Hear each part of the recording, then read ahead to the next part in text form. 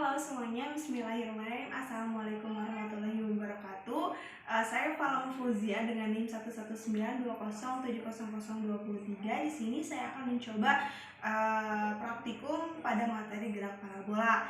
Nah, yang pertama itu kita akan menyiapkan alat dan bahannya. Yang pertama yang harus kita siapkan adalah satu buah set alat praktikum gerak parabola, kemudian meteran dan juga handphone untuk stopwatch. Nah, jangan lupa kita menyediakan data pengamatan untuk mencatat setiap nilai yang didapatkan ketika percobaan. Nah, setelah itu kita merangkai terlebih dahulu alat praktikum ini. Nah, yang pertama itu kita menyamakan dulu. Nah, yang pertama kita menyamakan terlebih dahulu sudut yang kita butuhkan. Nah, di sini kita membutuhkan sudut 30, 45 dan juga 60. Nah, setelah siap kita juga nanti akan menarik tombol di atas ya untuk melemparkan pelontarnya. Nah, sudah itu kita simpan.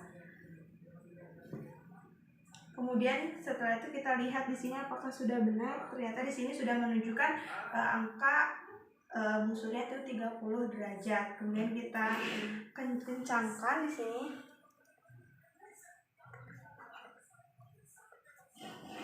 Nah, setelah itu kita akan melakukan proses praktikum. Nah, di sini proses praktikum ini mundurnya.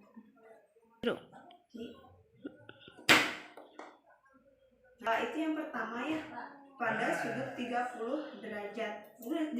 Nah, di percobaan persatu ini setelah tadi kita lihat meterannya itu menunjukkan 5,5 meter dengan waktu itu 1,1 second. Nah, di percobaan pada sudut 30 derajat ini kita lakukan percobaan sebanyak 5 kali. Nah, mungkin kita akan mencoba satu kali lagi pada sudut 45 derajat dan 60 derajat. Nah, setelah kita melakukan saat percobaan di 30 derajat, kita lakukan sebanyak 5 kali percobaan. Selanjutnya di sudut 45 derajat seperti biasa kita ulangi tadi pada percobaan yang pertama di 30, sekarang kita akan mencoba di sudut 45 derajat. Di sini kita mengukur sudutnya terlebih dahulu. Kemudian kita angkatkan.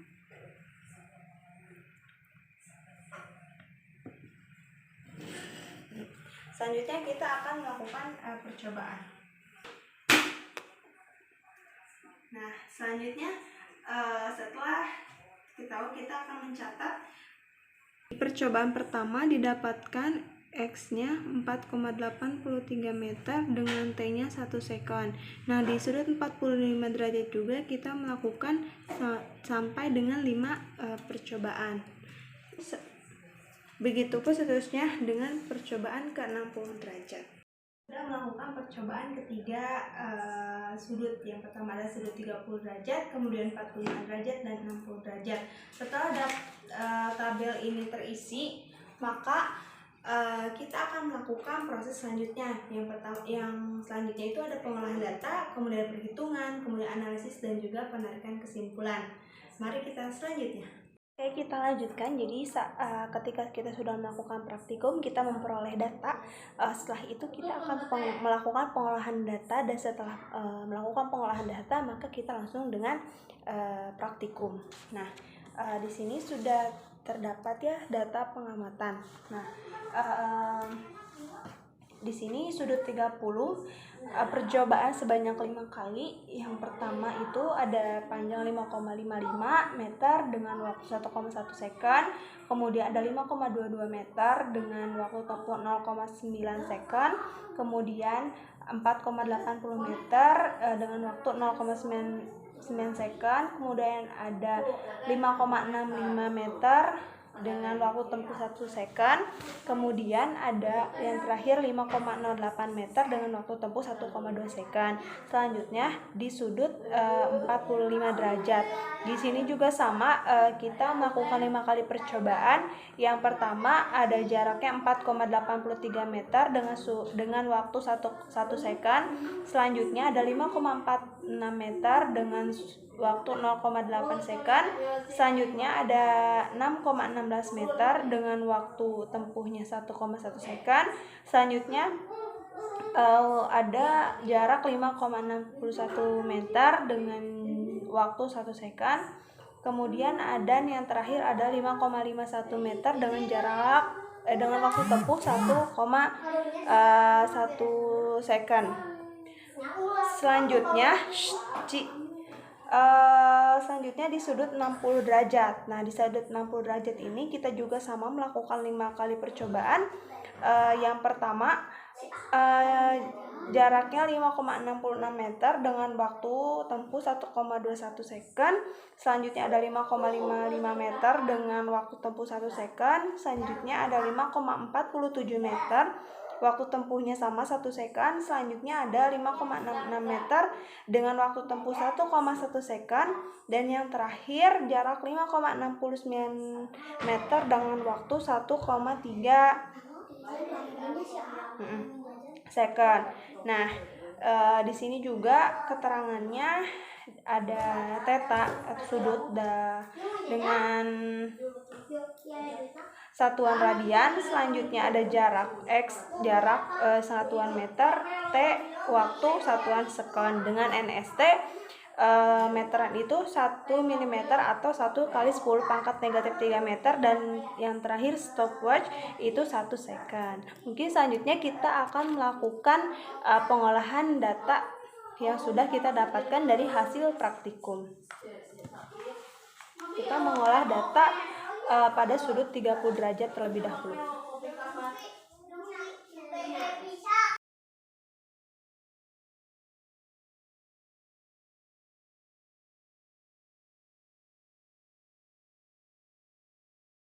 Nah, dari pengolahan data tersebut kita sudah mendapatkan KSR KTP dari masing-masing sudut, yang dari sudut 30, 45, dan 60. Selanjutnya dari KSR KTP ini dan delta X, delta T ini selanjutnya kita akan melakukan perhitungan data.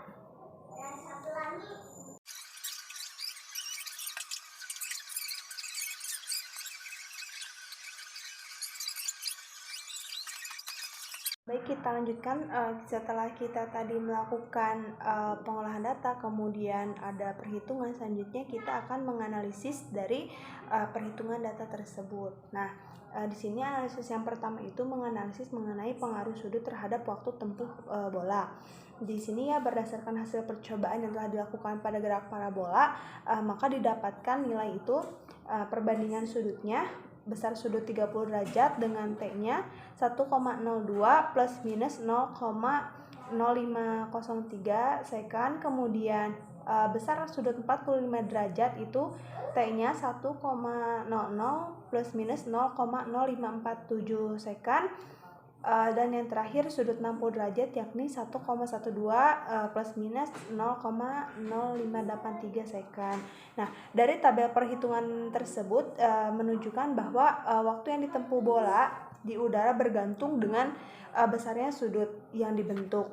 Nah, waktu yang paling cepat ditempuh oleh suatu bola adalah ketika pada sudutnya 30 derajat, dan begitupun sebaliknya, waktu yang paling lambat ditempuh ketika sudut 60 derajat. Hal tersebut berarti sesuai dengan prediksi di mana semakin besar sudut, maka waktu tempuh bola akan semakin besar. Sebaliknya, lebih kecil sudut yakni 30 derajat, maka jarak tempuhnya lebih kecil.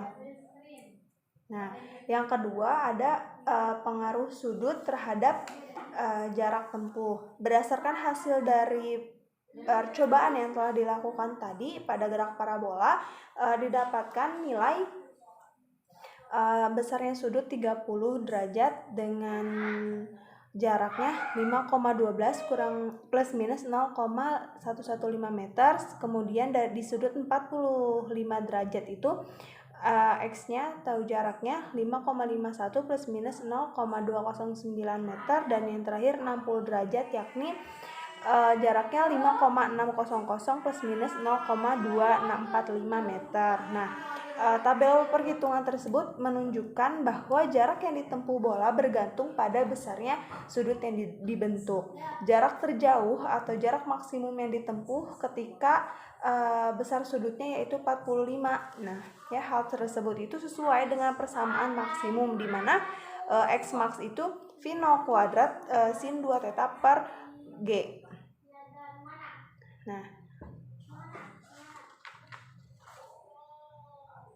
selanjutnya yang analisis yang ketiga mengenai hubungan kecepatan terhadap sumbu X. Nah, berdasarkan dari hasil percobaan yang telah kita lakukan pada gerak parabola, didapatkan sebuah tabel. Yang pertama, besar sudut 30 derajat dengan Vx itu 6,3 plus minus 1,4 meter per sekon. Kemudian di sudut 45 derajat itu 5,2 plus minus 1,7 meter per sekon. Dan yang terakhir 60 derajat 4,0 plus minus 2,3 meter per sekon. Nah, dari tabel perhitungan tersebut menunjukkan bahwa kecepatan dalam sumbu X ketika sudut yang berbeda, hasilnya itu maka akan berbeda-beda. Hal tersebut tidak sesuai dengan prediksi yang menyatakan bahwa kecepatan pada sumbu X akan konstan atau selalu sama. Nah, hal ini disebabkan oleh kesalahan dalam pengambilan data ketika waktu dan jaraknya. Selain itu juga hambatan atau gesekan udara itu berpengaruh terhadap kecepatan bola pada sumbu X.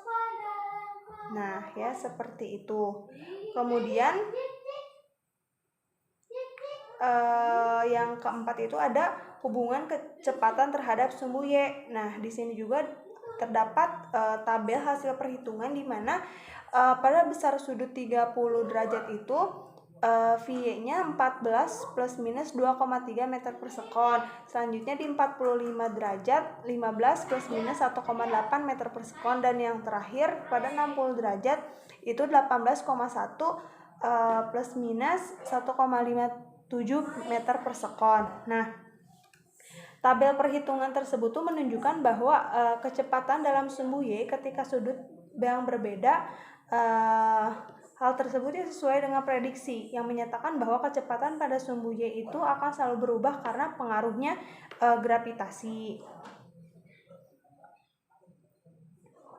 Nah, dan yang keempat itu hubungan kecepatan terhadap sumbu Y. Nah, dari hasil percobaan atau praktikum menengahi gerak parabola juga di sini terdapat perbandingan ya, yang besar sudut 30 derajat itu V-nya 14 plus minus 2,3 meter per sekon. Kemudian pada besar sudut 45 derajat 15 plus minus 1,8 meter per sekon, dan 60 derajat itu 18 plus minus 1,57 meter per sekon. Nah, tabel tersebut juga menunjukkan bahwa kecepatan dalam sumbu Y ketika sudut yang berbeda. Nah, hal tersebut juga sesuai dengan prediksi yang menyatakan bahwa kecepatan pada sumbu Y akan selalu berubah karena adanya pengaruh gravitasi. Dan dari setiap itu terdapat grafik ya, nah, seperti ini ya. Nah, grafik, adapun grafiknya itu ada grafik manual. Nah, dapat kita kesimpulan ya setelah kita analisis kemudian kita simpulkan, yakni bahwa gerak parabola merupakan suatu gabungan dari gerak lurus beraturan atau GLB pada komponen arah horizontal atau sumbu X, dan gerak berubah beraturan atau GLBB pada komponen vertikal atau sumbu Y. Dari praktikum yang dilakukan dan data hasil praktikum yang telah dibahas tadi, dapat disimpulkan bahwa semakin besar sudut yang dibentuk, maka semakin lama waktu yang ditempuh bola. Semakin besar sudut yang dibentuk juga, maka akan semakin tinggi ketinggian yang dicapai. Jarak terjauh untuk mencapai tanah adalah ketika sudutnya itu 45 derajat. Hubungan kecepatan terhadap sumbu X merupakan fungsi cos dan besarnya selalu konstan atau GLB. Sedangkan hubungan kecepatan terhadap sumbu Y merupakan fungsi sin yang besarnya itu berbeda-beda, yakni GLBB. Nah, secara keseluruhan bahwa perbedaan sudut dapat mempengaruhi waktu tempuh, jarak, dan juga tinggi maksimum. Namun di sini terdapat beberapa faktor lain yang mempengaruhi gerak parabola. Yang pertama itu ada hambatan udara, kemudian ada massa, ada gaya yang diberikan, gravitasi, kecepatan awal, dan itu waktu. Nah, mungkin seperti itu yang dapat saya sampaikan terkait gerak parabola dari awal mengenai proses praktikumnya, kemudian kita mengolah data, perhitungan data, analisis, dan menarik kesimpulan. Terima kasih, mohon maaf apabila terdapat kesalahan. Wabillahi taufiq wal hidayah. Wassalamualaikum warahmatullahi wabarakatuh.